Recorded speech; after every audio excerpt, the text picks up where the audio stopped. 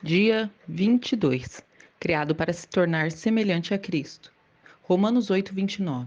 Deus sempre soube o que estava fazendo. Ele decidiu, desde o princípio, moldar a vida daqueles que o amam pelos mesmos padrões da vida do seu Filho. Nele vemos a vida humana em sua forma original. Colossenses 1:15. Quando olhamos para o Filho, vemos o propósito original de Deus em toda a criação. Você foi criado para se tornar semelhante a Cristo. Desde o princípio, o plano de Deus é fazê-lo semelhante ao seu Filho Jesus. Esse é o seu destino e esse é o terceiro propósito da sua vida. Deus anunciou esse intento já na criação. Ele disse: façamos o homem à nossa imagem e semelhança. Gênesis 1:26. Em toda a criação, somente o ser humano foi feito à imagem de Deus, e esse é um grande privilégio que muito nos honra. Não podemos observar tudo que essa frase abrange, mas com certeza é possível analisar alguns aspectos. Assim como Deus, somos seres espirituais. O nosso espírito é imortal e sobreviverá ao nosso corpo terreno. Nós somos intelectuais, podemos pensar, ponderar e solucionar problemas. Como Deus, o ser humano também é relacional. Nós podemos dar, receber amor verdadeiro, somos dotados de consciência moral e podemos discernir entre o certo e o errado, o que nos torna responsáveis diante de Deus. A Bíblia diz que todas as pessoas, não apenas os cristãos, detêm parte da imagem de Cristo, de Deus. E esse é o motivo pelo qual o assassinato, o aborto são um erro grave. Mas a imagem está incompleta, foi danificada e distorcida pelo pecado no Éden. Então Deus enviou Jesus para restaurar a imagem em plenitude que havíamos perdido. Como que se parece a plena imagem e semelhança de Deus? Ela se parece com Jesus. A Bíblia diz que Jesus é a imagem exata de Deus, a imagem do Deus invisível, a expressão exata do seu amor. 2 Coríntios 4:4, Tessalonicenses 1:15, Hebreus 1:3. As pessoas usam frequentemente a expressão tal pai, tal filho, para se referir à semelhança entre ambos. Quando as pessoas percebem a semelhança entre mim e meus filhos, isso me agrada. Deus também quer que os filhos dele manifestem a sua imagem e semelhança. E a Bíblia diz que você foi criado para ser semelhante a Deus em justiça e em santidade. Efésios 4:24. Deixe-me ser absolutamente claro. Você jamais se tornará Deus com letra maiúscula, ou menos um Deus com letra minúscula. Essa mentira impregnada de arrogância é mais uma antiga tentação de Satanás. Ele prometeu a Adão e Eva que, se seguissem o seu conselho, seriam como deuses. Gênesis 3:5. E muitas religiões e filosofias da nova era ainda promovem essa velha mentira de que somos divinos e podemos nos tornar deuses. O desejo de ser divino manifesta-se toda vez que tentamos controlar as circunstâncias, o futuro e as pessoas ao redor. Na condição de criaturas, porém, jamais seremos o Criador. Deus não quer que você se transforme num Deus com letra minúscula, e sim que se torne como Ele, que assuma valores, atitude e o caráter dele. A Bíblia diz: agora é hora de ter um estilo de vida totalmente novo, uma vida planejada por Deus, renovada a partir de dentro, uma vida que muda para melhor a conduta de vocês e que faz o caráter de Deus tornar-se realidade em nossa vida. Efésios 4:22-24. O supremo objetivo de Deus para a sua vida aqui não é o conforto, e sim o desenvolvimento do caráter.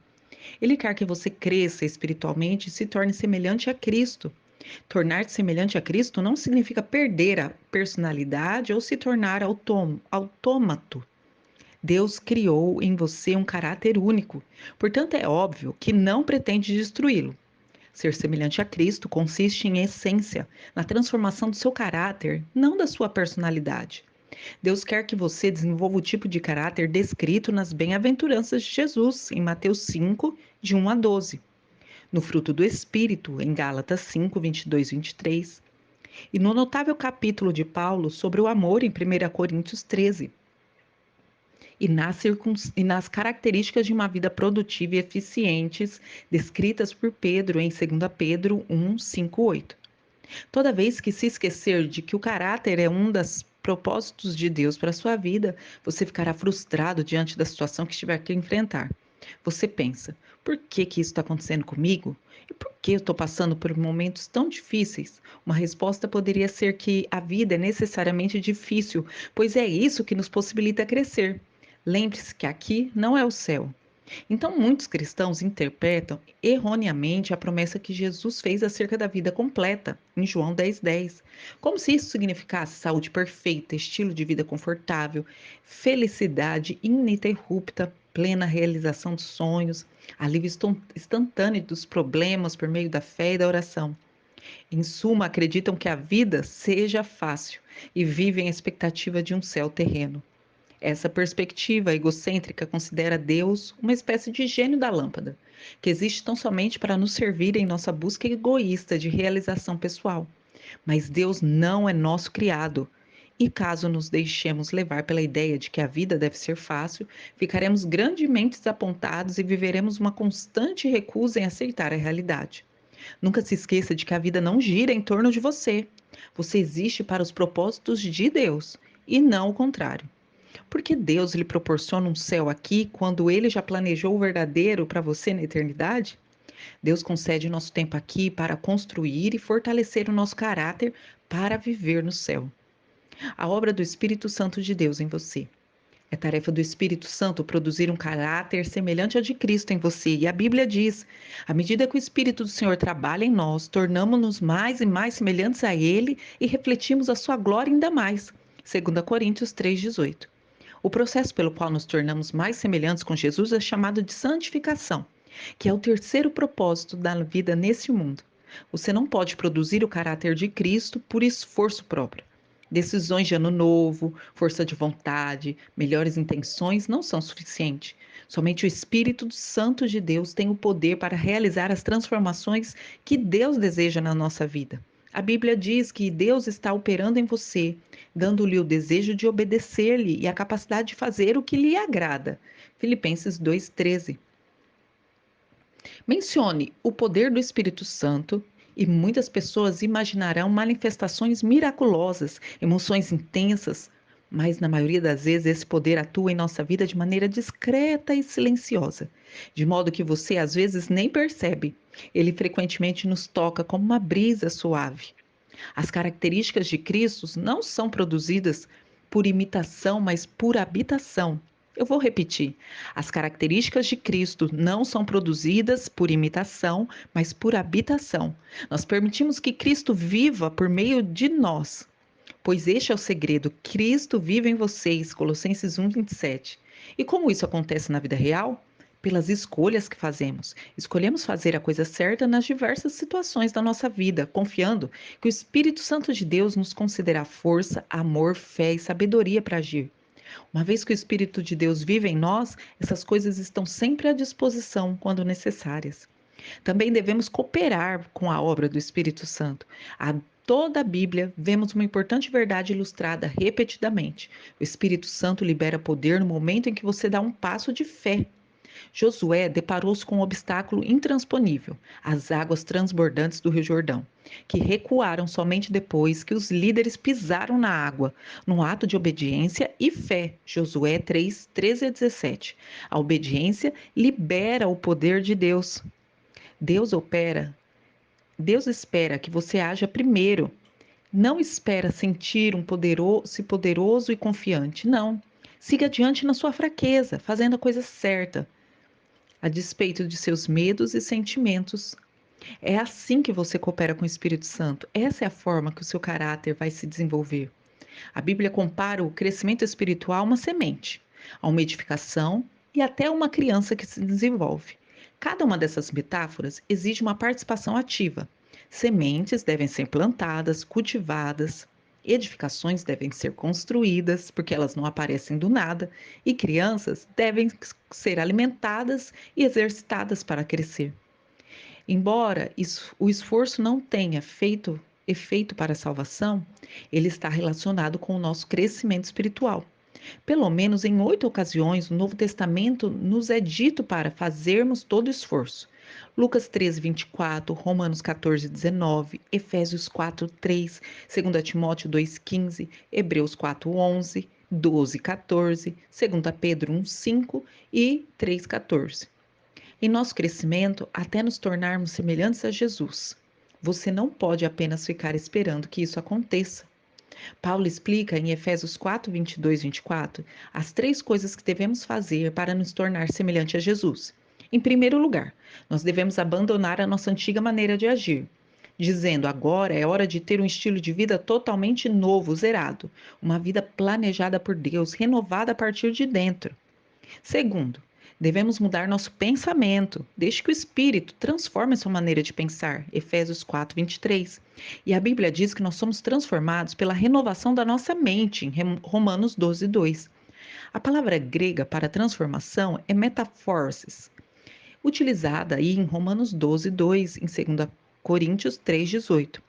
É hoje aplicada para descrever a fantástica metamorfose sofrida por uma lagarta ao se tornar uma borboleta. É uma bela descrição do que acontece espiritualmente conosco quando permitimos que Deus dirija os nossos pensamentos. Nós somos transformados de dentro para fora, tornando-nos mais belos e sendo liberados para voos mais altos. E em terceiro lugar, nós precisamos assumir o caráter de Cristo ao desenvolver hábitos novos e dignos de Deus. O caráter é basicamente a soma dos hábitos. É como você habitualmente age. A Bíblia diz que devemos revestir-nos do novo homem, criado para ser semelhante a Deus em justiça e em santidade, provenientes da verdade. Efésios 4, 24. Deus usa a sua palavra, as pessoas e as circunstâncias para nos moldar. E esses são três fatores indispensáveis ao desenvolvimento do nosso caráter. A palavra de Deus vai proporcionar a verdade de que nós precisamos crescer. Os filhos de Deus contribuem com o apoio de que necessitamos para crescer. E as circunstâncias promovem um ambiente para pôr-nos em prática as características de Cristo. Se você estudar e aplicar a palavra de Deus, reunir-se regularmente com outras pessoas para aprender a confiar em Deus em momentos difíceis, eu garanto que você vai se tornar mais parecido com Jesus. Nós depois vamos ver cada um desses detalhes. Muitos presumem que estudos bíblicos, oração, é tudo que nós precisamos para crescer espiritualmente.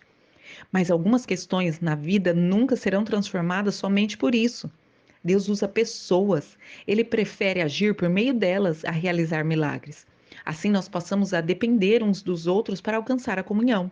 E ele quer que cresçamos juntos. Em algumas religiões, por exemplo, as pessoas são consideradas mais santas espiritualmente, maduras, quando elas se isolam das outras em monastérios, lá no topo das montanhas. Afastam-se do contato com outros seres humanos. Isso eu trato como um erro grosseiro. A maturidade espiritual não é uma busca individual e solitária. Você não pode crescer à semelhança de Cristo em isolamento. Você deve ter pessoas à sua volta e interagir com ela.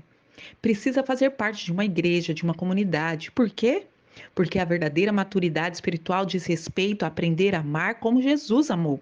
E você não pode ser semelhante a Jesus na prática sem se relacionar com outras pessoas. Lembre-se, tudo consiste no amor. Amar a Deus e amar os outros. Então, torne-se semelhante a Cristo. É um lento e processo de crescimento.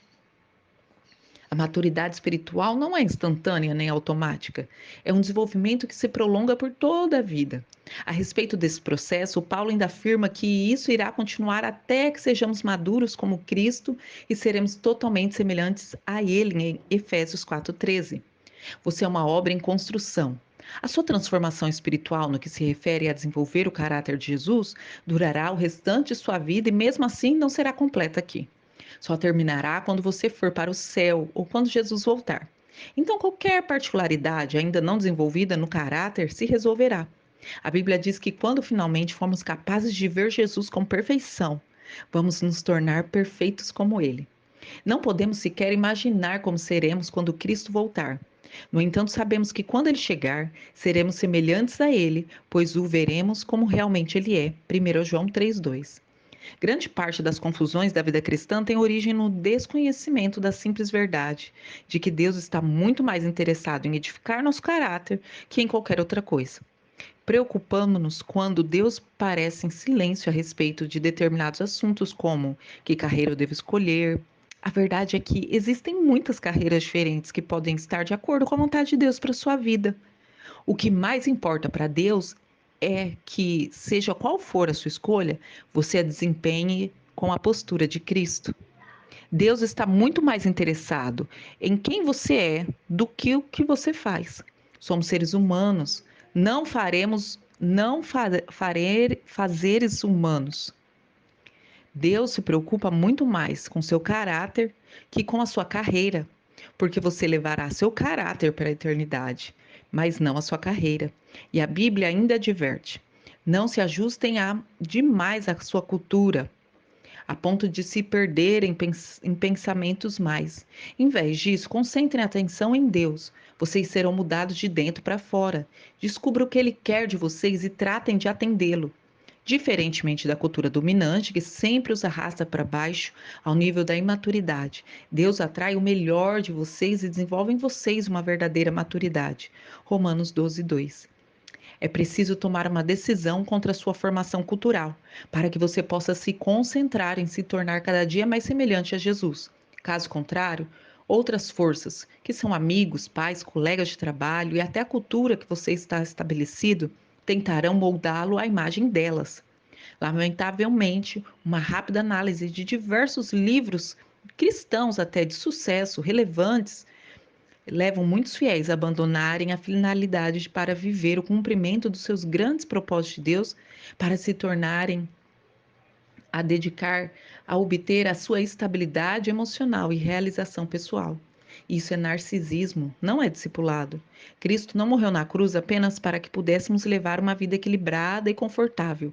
O propósito de Cristo é muito mais profundo. Ele deseja nos tornar semelhantes a Ele antes de nos levar para o céu. E esse é o nosso grande privilégio, nossa responsabilidade direta e também o nosso destino final. Tema para reflexão: fui criado para me tornar semelhante a Cristo. Versículo para memorizar: conforme o Espírito do Senhor trabalha em nós, tornemo-nos mais e mais como Ele e refletimos ainda mais a sua glória. 2 Coríntios 3,18. Pergunta para meditar: em que área da minha vida eu preciso hoje rogar pela operação do Espírito Santo de Deus para me tornar mais semelhante a Cristo? Que Deus nos abençoe.